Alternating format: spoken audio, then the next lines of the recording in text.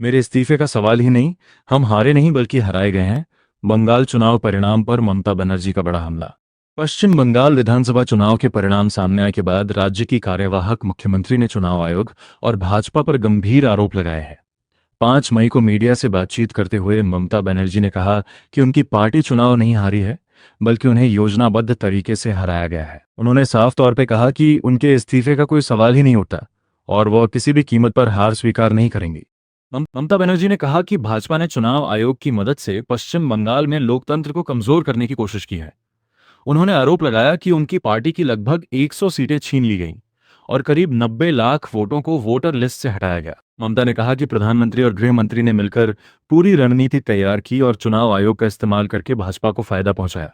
ममता बनर्जी ने चुनाव आयोग की कार्यप्रणाली पर सवाल उठाते हुए कहा कि इस चुनाव में लोगों के संवैधानिक अधिकारों का खुलकर उल्लंघन हुआ है। उन्होंने कहा कि मुख्य चुनाव आयुक्त सीईसी इस पूरे चुनाव में निष्पक्ष भूमिका निभाने में असफल रहे। ममता ने ईवीएम मशीनों को लेकर भी बड़ा सवाल उठाया। उन्होंने पूछा कि मतदान खत्म होने के बाद भी ईवीएम मशीनों में 80 से 90% तक बैटरी चार्ज कैसे बचा रहा, जबकि सामान्य परिस्थितियों में मशीनों का चार्ज काफी कम हो जाता है। उनके अनुसार ये मामला गंभीर जांच का विषय है और जनता को सच्चाई जानने का अधिकार है।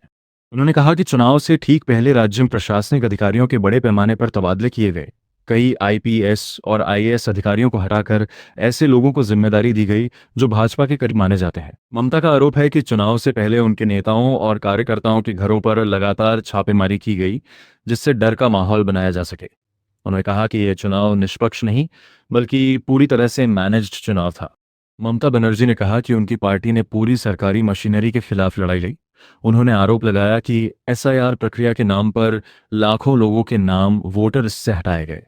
जब उनकी पार्टी अदालत पहुंची तब लगभग 32 लाख नाम फिर से जोड़े गए। ममता ने इसे लोकतंत्र के साथ खिलवाड़ बताया और कहा कि अपने लंबे राजनीतिक जीवन में उन्होंने इतना विवादित चुनाव पहले कभी नहीं देखा। उन्होंने कहा कि पश्चिम बंगाल में भाजपा ने हर स्तर पर दबाव बनाने की कोशिश की।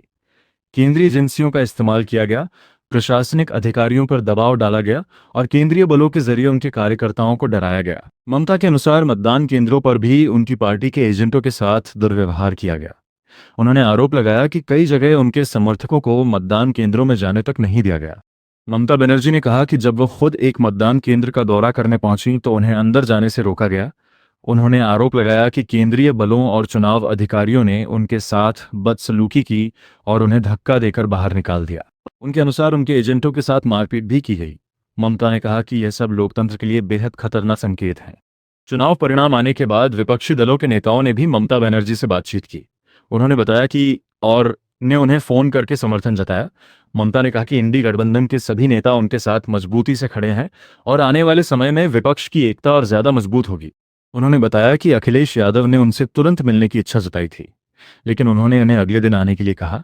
ममता के अनुसार एक एक करके सभी विपक्षी नेता उनसे मुलाकात करेंगे और लोकतंत्र बचाने के लिए आगे की रणनीति तैयार की जाएगी। ममता बनर्जी ने कहा कि अब उनके पास कोई सरकारी कुर्सी नहीं है, इसलिए वह खुद को एक आम आदमी मानती हैं। उन्होंने कहा कि उन्होंने अपनी पूरी जिंदगी जनता की सेवा में लगा दी। पिछले 15 वर्षों में उन्होंने कभी पेंशन का पैसा नहीं लिया और न ही वेतन का लाभ उठाया। उन्होंने कहा कि अब वह एक आजाद पंछी की तरह जनता के बीच रहकर संघर्ष करेंगी। उन्होंने कहा कि बंगाल की जनता ने नैतिक रूप से उनकी पार्टी को समर्थन दिया है और सच्चाई एक दिन जरूर सामने आएगी। ममता ने दावा किया कि भाजपा लोकतंत्र को कमजोर करने की कोशिश कर रही है, लेकिन जनता सब देख रही है। उन्होंने कहा कि अगर चुनाव आयोग निष्पक्ष तरीके से काम नहीं करेगा और न्यायपालिका समय पर न्याय नहीं देगी तो लोकतंत्र की नींव कमजोर हो जाएगी। अपने बयान के अंत में ममता बनर्जी ने कहा कि उनकी लड़ाई सिर्फ सत्ता के लिए नहीं बल्कि लोकतंत्र और संविधान को बचाने के लिए है। उन्होंने कहा कि वह आखिरी सांस तक जनता के अधिकारों के लिए संघर्ष करती रहेंगी और बंगाल की जनता के विश्वास को कभी टूटने नहीं देंगी।